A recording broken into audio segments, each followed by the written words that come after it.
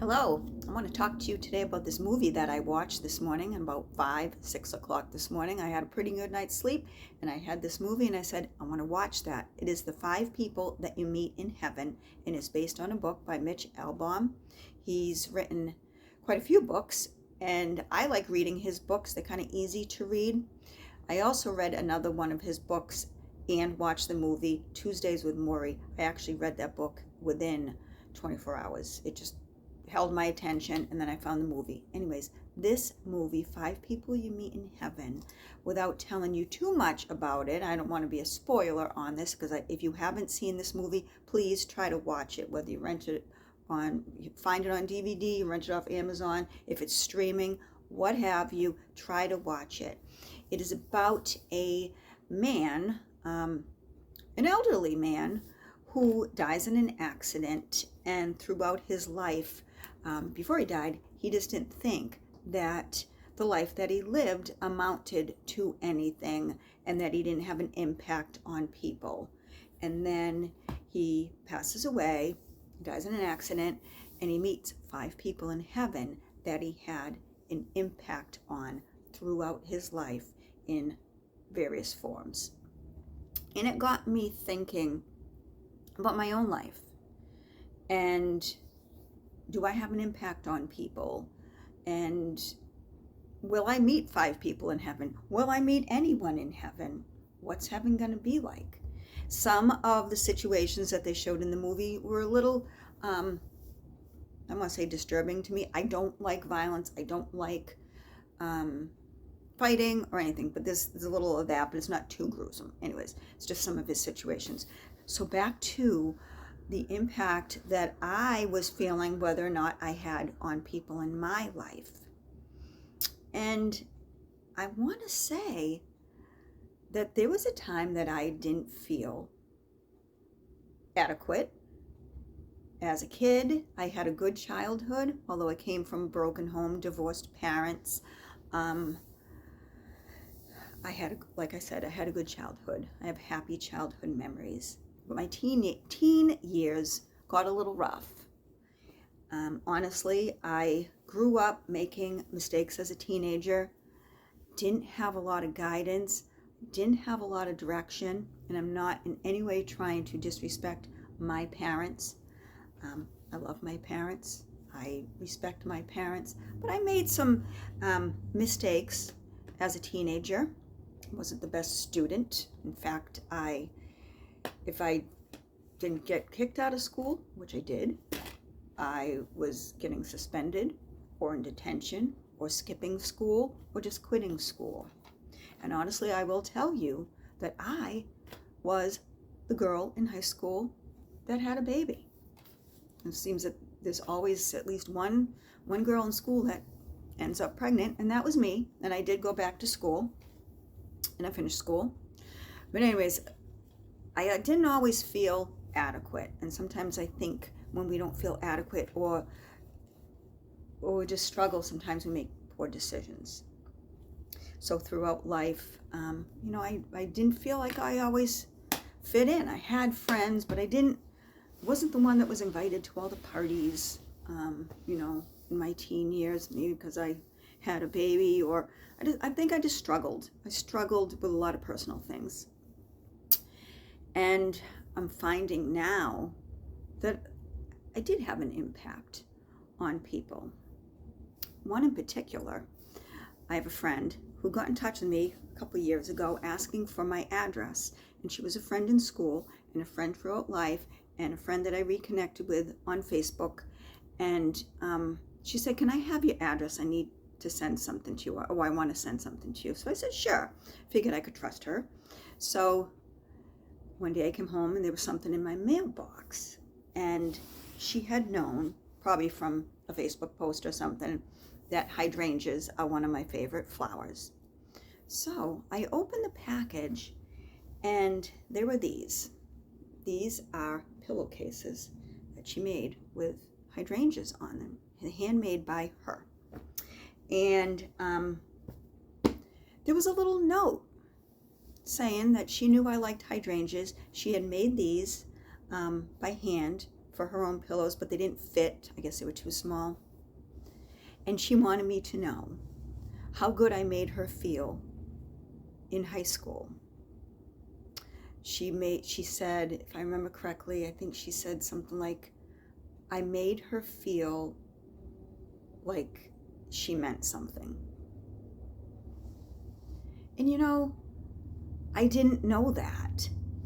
I didn't know I had that impact on her.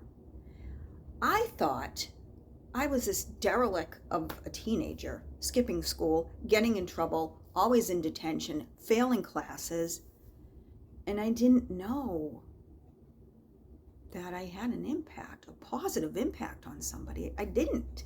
And honestly, I didn't know she was struggling with anything. I didn't know she had feelings of insecurities. I didn't know that.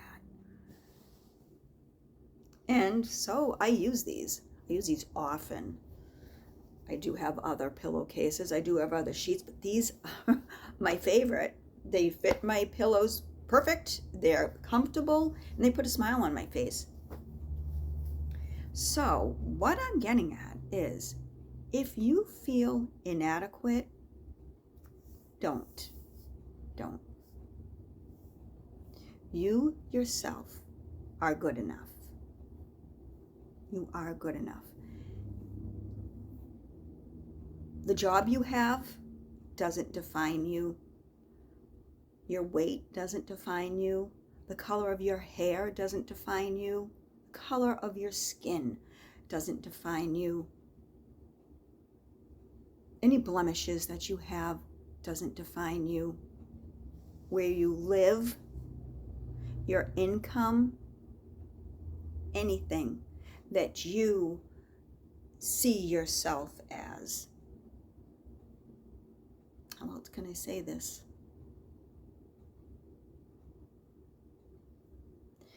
Any struggle that you might be having in life doesn't define you. You are good enough. You are making an impact on somebody just by being you. And if by chance you are not happy with the person that you are, if you're making mistakes, if you're struggling with something, you can turn that around. Don't let anything that you have gone through in life define how you live the rest of your life. We all have something in our closet. We all have a demon that we fight. We all have a mountain that we climb. We all have a dragon that we're trying to slay. If you don't have anything in your past that it might have happened to you, great. But we all do have something. And if I let everything that I might have done in my life, any mistakes that I might have had, any situation in my life that might have temporarily put things on pause or delayed me striving for better, like being a teen mom, if I let any of that dictate where I am now, if I just carried that through life, I wouldn't be where I am right now. I wouldn't. I would probably, I don't know. But what I'm saying is, don't let your past define you. Don't think that where you are in life right now, if you are working at a gas station or at a McDonald's or at a flea market, if you are not working the job that you thought you were going to do, that's okay. That's okay. This doesn't define you. What defines you is the person that you are in your soul and in your heart. Don't let little things in life define you. Be you. Maybe you'll get a pillowcase from a friend or a surprise card telling you what an impact you had. And one more thing, I say it to people at work all the time. Might have said it to you. Life has changed for me since my heart attack. And I was laying in bed last night thinking, has it been 2 years or has it been 3 years?